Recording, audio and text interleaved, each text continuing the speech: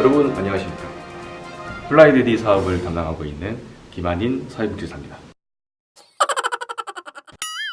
네, 과연 플라이데디는 어떤 모임인지, 아버님들이 어떤 활동을 하는지 여러분 궁금하지 않으신가요?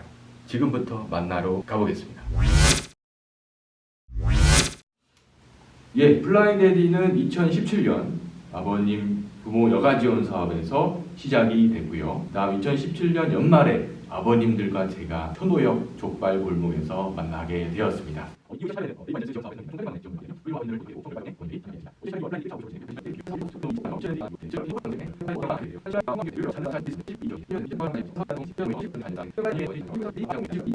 (2019년 11월) 플라이데디 유튜브 영상 촬영이 지금처럼 진행되고 있습니다. 플라이데디는 이런 3년간의 과정을 통해서 여러분들과 함께하고 있습니다. 혼자 고민하지 마세요.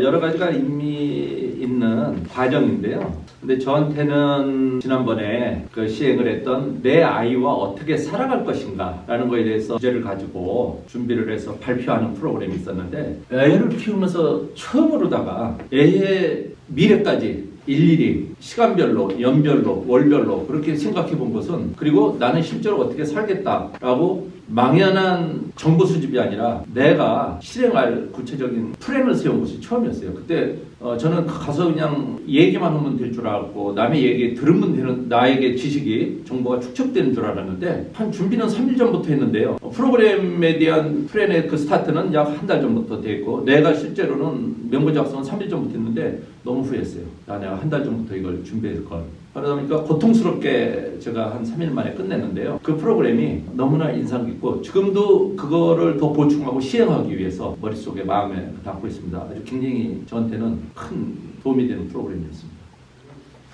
사실 저희들하고 같이 상의하시면서 만들어진 프로그램들이 대부분인데, 프로그램 하나하나 의미가 있었는데 가족 캠프가 제일 마음에 들지 않았나 좀 생각하고 있습니다. 물론 플라이데디는 아빠들의 모임으로 시작을 했지만, 아빠를 통해서 우리 아이들을 이해하고 또 더 나아가서는 가족들과 소통하는 그런 장을 마련하게 된 계기인 것 같은데요. 그런 점에서 가족이 모두 함께 할 수 있었던 플라이데디 캠프가 그래도 제일 기억에 남는 프로젝트 아니었나 생각하고 있습니다.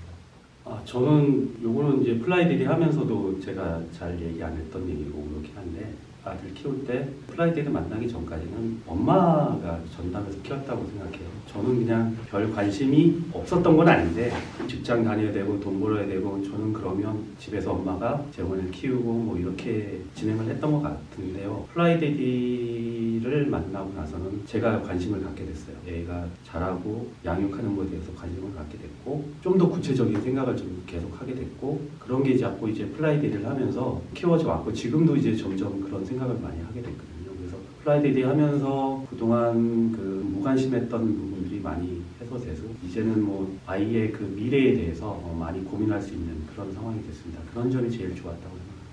일단 자녀 양육 프로그램 진행했던 게 가장 기억에 남습니다. 일단 그동안 생각을 안 해봤었던 부분을 다시 한번 좀 생각해 볼 수 있는 기회가 됐고요. 그다음에 집사람이랑 같이 아이의 향후의 계획을 갖다가 같이 만들 수 있었던 계기가 아니었나라고 생각을 하기 때문에 가장 기억에 남습니다. 2년 정도 플라이데디 하면서 제일 처음에 서울 시티 투어 하면서 창경궁 갔다가 돈가스 먹으러 가고 하면서 아빠들하고 아이들하고만 같이 활동했던 그 활동이 제일 기억에 남아요. 보통은 다 엄마들이 다 케어를 하니까 어떤 모습으로 어떻게 밖에서 활동을 하는지를 전혀 볼 수 없었는데, 그걸 처음 보면서 아내가 힘들게 해왔다는 생각도 많이 했었고요. 그리고 밖에서 우리 아이 모습이 이랬구나 하는 것에 대해서 느낀 점도 많았고요. 그게 제일 좋았었던 것 같아요. 오아시스. 자폐 아이를 가진 부모들은 제가 생각할 때는 뻔한 수학여행을, 예전에 갔던 수학여행, 아는 길을 가는, 너무나 노후가 뻔한, 비참함, 어떤 희망이 없는 인생의 여정이라고, 세상은 불공평하다고 생각을 했는데, 프라이데이를 만나고 나서 생각해보면은, 나에게 물을 주는구나, 나에게 쉼터를 주는구나, 누가 주는 건 아니지만 나 스스로가 다녀와서 크림되고 또 한번 힘을 얻게 되는구나, 정화가 되는 시간이었구나 라는 것을 느끼게 돼요. 그래서 저는 오아시스 같은 존재다 말씀을 드리고 싶습니다. 저는 희망이라고 생각합니다. 프라이데이가 오기 전까지는 절망적이었는데 프라이데이 오면서 희망을 갖게 되었습니다. 그래서 희망이라고 하고 싶습니다. 다 좋은데 그냥 플라이데이 그 자체가 좋은 단어인 것 같은데 제가 생각하는 플라이데이는 화분 같아요. 저희 사무실에도 화분이 있고 집에도 화분이 있습니다만 화분이라는 게 그냥 크는 건 아니거든요. 물도 줘야 되고 때로는 영양제도 좀 사서 꽂아줘야 되고 그러다 보면은 이 화분에 있는 화초나 식물들이 잘 자랄 수 있고 또 때로는 가지치기도 좀 해줘야 되고 풀도 좀 뽑아줘야 되고 그런 점에서 잘 자랄 수 있게끔 항상 관심을 둬야 되는 그런 생각이 듭니다. 그래서 더 애정이 가고 더 사랑이 가는 존재인 것 같습니다. 플라이데이는 나의 발전 과정이라고 생각해요. 아무것도 이게 몰랐는데 여기 와서 이제 다른 아빠들 이제 하는 모습이나 뭐 그런 걸 보면서 제가 많이 느끼고 좀 발전을 하고 있는 단계인 것 같습니다. 지금. 아버님들하고 같이 활동하면서 속에 있는 얘기들도 좋았고 아직은 좀 부족한 점이 있지만 아이와의 소통이다 라는 표현을 좀 하고 싶어요. 그동안 그냥 바라만 보고 우리 아이가 어떤 모습으로 어떤 생각으로 조금 바쁘다는 이유로 관심이라든지 회피하고 싶었던 것들이 많았다면 지금은 그런 측면에서는 좀 적극적으로 좀 관심도 갖고 플라이데이 교육을 통해서 아이들이 어떤 생각과 어떤 모습이었는지 이런 것들도 조금 더 알게 되는 그런 과정이었던 것 같아요. 사실은 이제 한마디로 표현해달라고 그럴 줄 알고 이 단어를 네, 좀 엉뚱한 질문을 하셔가지고 좀 당황스럽긴 한데 유대감이라고 일단 생각을 합니다. 어느 자리에나 가든 우리가 뭐 특별히 죄를 지고 사는 것도 아닌데 아이에 대해서 설명을 해야 되고 내가 어떻게 살고 있다라는 걸 또 표현을 해야 되고 이런 부분이 항상 좀 힘들었는데 저희 아버님들이랑 복지관 여러분들이랑 만나가지고 얘기를 하게 되면은 그 부분에 대해서 굳이 설명을 안 해도 항상 좀 말이 통하기 때문에 그런 부분에서 많이 힐링이 되고 한마디로 표현하면은 유대감이다.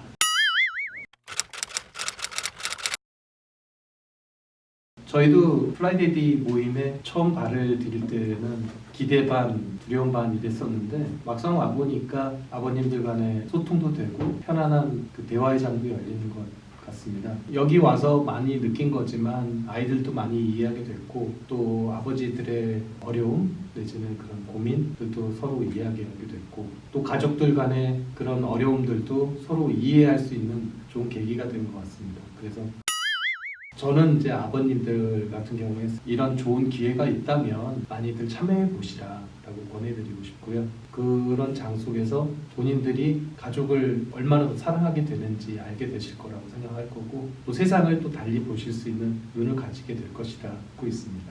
많이들 참여해 보십시오. 혼자 고민하지 마세요. 여기까지.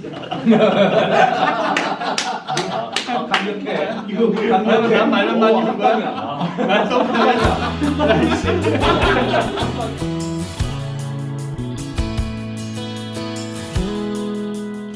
나에게 플라이데이는 오아시스다. 화분이다. 희망이다. 유대감이다. 힐링이다. 아이와의 소통이다. 나의 발전이다. 플라이데이로 오세요. 그 형이 왜 프라이데이를 오고 안 오세요. 플라이데이로. 그렇습니다. 긴장 되게 되네 이거. 감사합니다.